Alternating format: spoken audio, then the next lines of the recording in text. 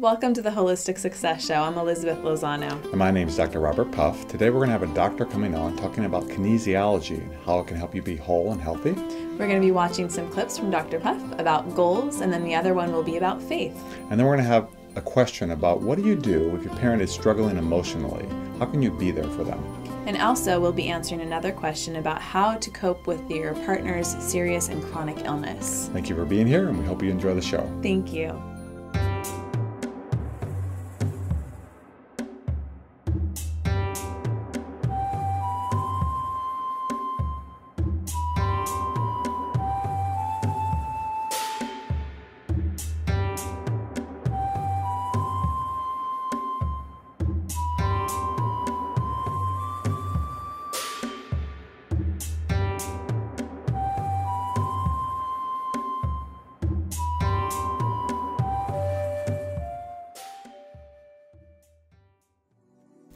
In the whole picture of life, how do goals play a role? How do goals fit into being holistically healthy and successful? They're actually very important, because if you don't know where you're going, you don't know where you're going to end up. And let me use a couple analogies to prove that point. Let's say you're a captain of a ship and you're leaving LA Harbor and you're headed for Hawaii. You'll aim your ship at Hawaii, and this is what captains do when they're aiming for Hawaii.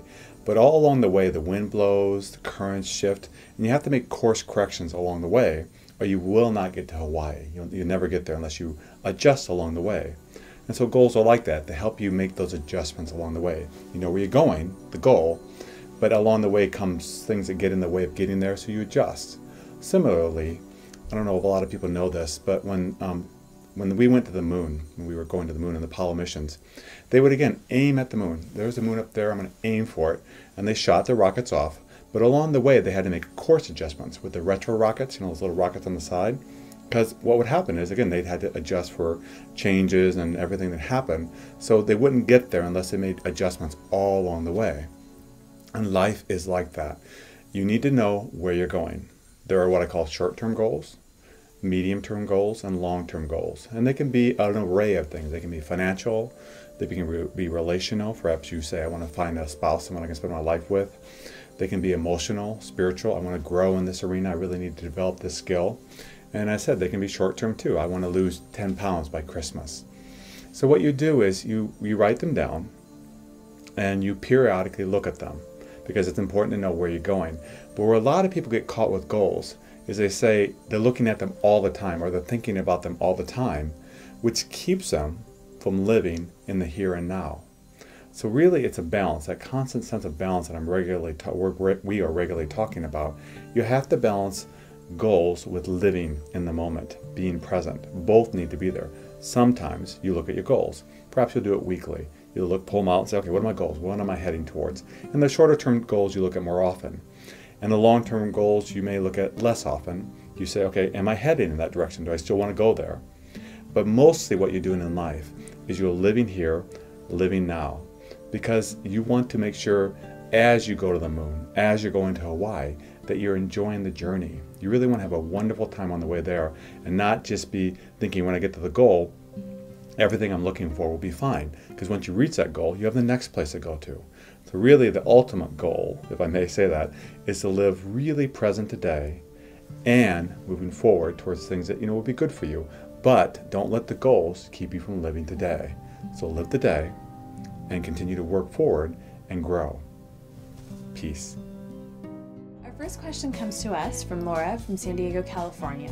And she writes in, my mother has ended her relationship with her boyfriend of 2 years and is having a very difficult time coping with being on her own. I want to be there for her, but I'm having a difficult time since she's a parent, not a girlfriend. Do you have any advice? Well, Laura, your feelings make sense to me. I mean, you're having a difficult time because this is your mother who you love, but she is your mother. She's not your girlfriend. And you're dealing with your mother's boyfriend, which is also difficult because he's not your father. So start with that, saying, okay, it makes sense that you are having a difficult time with this, but you love your mother. So what do you do with that? Because your mother also, which makes sense to me, is having a difficult time. And she sounds like she could use some help. Now the question to ask yourself is, can I help her and still be true to myself? Can I do both? And you may not be able to, and that's okay. I mean, do surgeons, when they do operations on a person, do they do it on their own child? No, they don't. So I think it's important to say, I may not be able to be there for my mother. However, I can encourage her. I can encourage her to talk to other people. I can perhaps get her involved with counseling, getting involved with a support group. But it's important to say, I love my mom and I love myself. And so you may have to set what are called boundaries. I'll have Elizabeth tell you a little bit more about boundaries. And boundaries are extremely important because, you know, like Dr. Puff said, we know that you love your mother, but you do need to take care of yourself. And it may come in the sense of, you know, saying, you know, I love you, Mom, but this is really just a lot for me to deal with. And there are little ways that you could do it. Perhaps you can find some books that are kind of positive with dealing with the ending of a relationship, or just, you know, dealing with loss of some sort, and you can give them to her. Or you just, by setting limits, you just tell her, you know, Mom, you know, it's just really tough for me right now to talk about this with you, or, you know, I love you, but, you know, perhaps maybe you could share this with somebody else. It's not that I don't want to hear it. It's just, it's hard for me. And you need to recognize within yourself when you're hitting that. If you're feeling uncomfortable or you're getting overwhelmed with what's going on with your mom, I know it's hard, believe me, I understand, but you need to set those limits to take care of yourself. And she may not like it, and she may even be upset with you at first, but you have to set those limits to take care of yourself. And I'm not saying don't be there for your mom. Be there for your mom, absolutely. She's been your mom, she's raised you, there's a lot of wonderful things, but there's certain limits that we have to acknowledge. We need to take care of ourselves. Well, and it's really loving both, Anne. You love her and you love yourself. You can do both, and please do both, because it's a wonderful way to go through life. Loving people, and what we so often neglect is loving ourselves. Yeah. Which is the first thing that you need to do, actually, is to love yourself and take care of yourself. And that's one of the things, even as us, you know, we're therapists. So people in our families and our friends will actually often come to us, which we love you all very much and we love to help you. But there's limits with even us, and we have to set those boundaries too. So set those boundaries and take care of yourself. That's what you need to do. And that's actually the best. You can model that for your mom as well. I know it sounds kind of funny because your mom will be modeling things for you since you were little, but there is that in there too, taking care of yourself. So, good luck to you. And thank you for your question. I'd like to welcome this week's guest. Her name is Dr. Sapna Alice, and she is a chiropractic kinesiologist, and she also is a certified nutrition specialist.